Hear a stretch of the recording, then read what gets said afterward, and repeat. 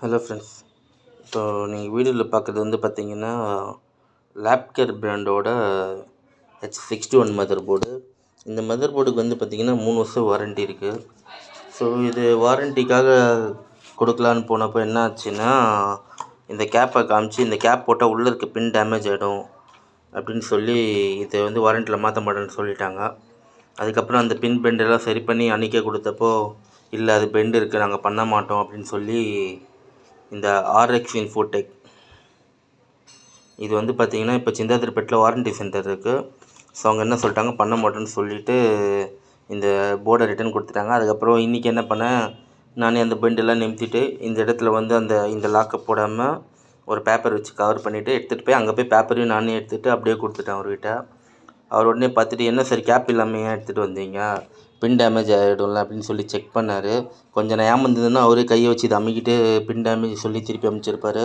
So லேப்கேர் பொறுத்த வரைக்கும் நம்மளை ஏமாற்றி இது பண்ணதாக பார்க்குறாங்க. இந்த போர்டை ஏன் நான் சஜஸ்ட் பண்ணேன் அந்த டைம்லன்னு பார்த்தீங்கன்னா, நம்ம எப்போவுமே வந்து கன்சிஸ்டன்ட் போர்டு தான் யூஸ் பண்ணுவோம். ஸோ இருக்குது அந்த போர்டு இப்போது.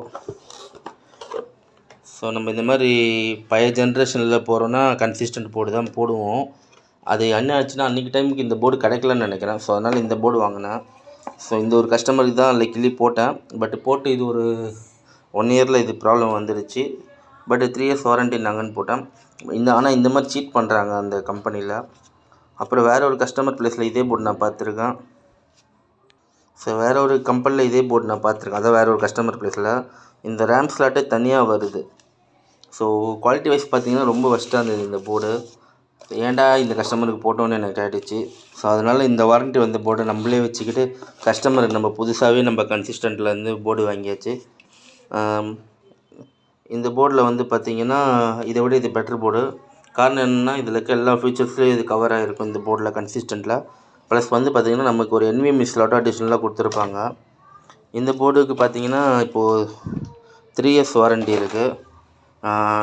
இன்னொரு விஷயம் என்னென்னா, இது கஸ்டமர் நாங்கள் ஃப்ரீ ஆஃப் காஸ்ட்டில் தான் மாற்றி தரோம்.